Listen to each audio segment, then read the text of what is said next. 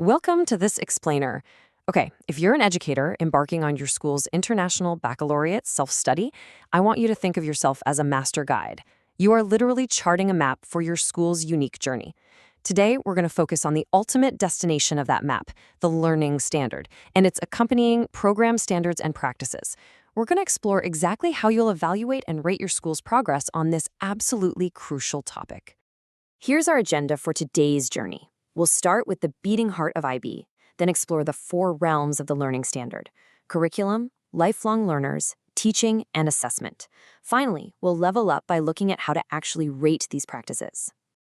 Let's kick things off with Section 1, the beating heart of IB. Okay, let's dive into this framework. You'll notice purpose sits up top, and it's supported by culture and environment. But right there in the center, that glowing blue triangle is learning. It is literally the beating heart of the entire framework. Everything else you're doing exists purely to support what's happening right there in that central space, completely unique to your school's context. The IB gives us this really beautiful reminder. It says, learning in the IB community celebrates the many ways people work together to construct meaning and make sense of the world.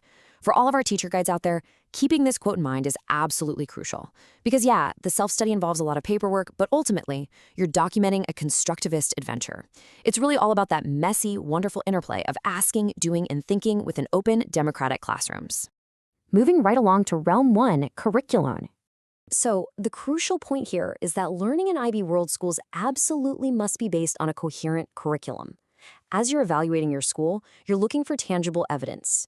Are your teachers actively collaborating to design and deliver these units? Are they actually using the mandated planner templates to document the whole thing? And are they strictly following the IB review cycles for your specific program?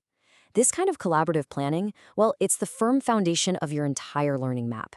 Next up, Realm 2, lifelong learners.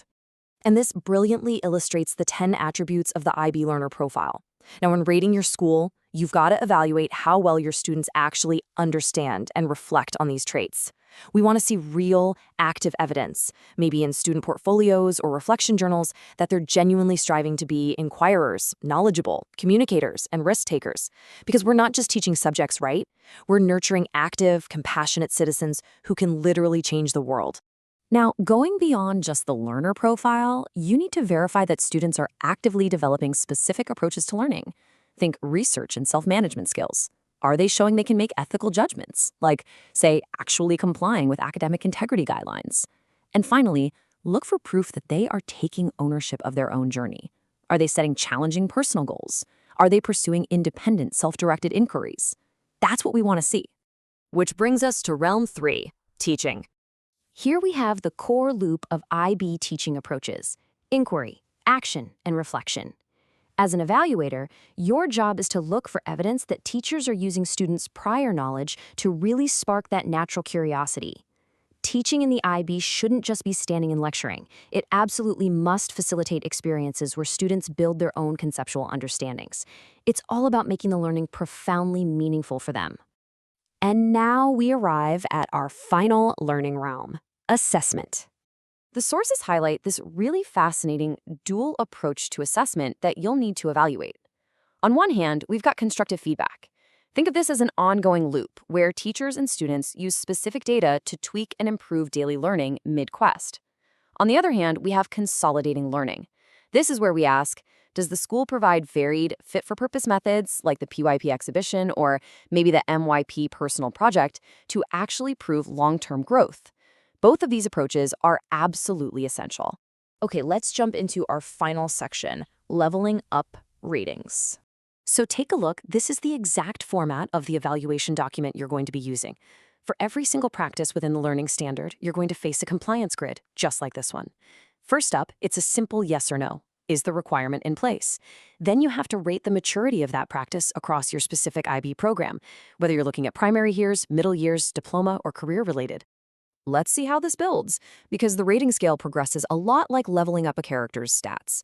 Developing means a practice is only partially implemented, and maybe only some folks really get it. Developed levels you up to mean it's generally implemented, and most people understand it. And then the ultimate tier is highly developed. That means the practice is systematically baked into all your processes, and absolutely everyone in the community fully understands it. Now, beyond the individual rows, there's also this broad reflection section at the end of each standard. This is where your school has to honestly identify its overall status by checking the right box. Everything from requires development all the way up to shows notable development. Crucially, you're also going to write out these short narratives describing your major achievements and, yeah, your major challenges during the review period. You've got to be completely honest here. Self-awareness is the name of the game. Listen, pay close attention to this because it is vital. If you end up marking no for a requirement or you realize a standard requires significant development, do not panic. Finding a gap is not a failure. In fact, the IB explicitly states that for any missing requirement, your school simply adds an action to your official action plan. That's it. It just means you've uncovered a brand new quest for your school to conquer, to stay an authorized, thriving IB World School. Ultimately, look, I know it's super easy to get lost in all the dense paperwork and compliance grids, but we have to remember why we're doing this. The whole shebang, the curriculum planning, the learner profile, the inquiry-based teaching, it all ties directly back to that core IB mission of creating inquiring, knowledgeable, and caring young people. So as you sit down to evaluate your practices today, I want you to ask yourself, how exactly will your school's learning journey shape a better, more peaceful world tomorrow?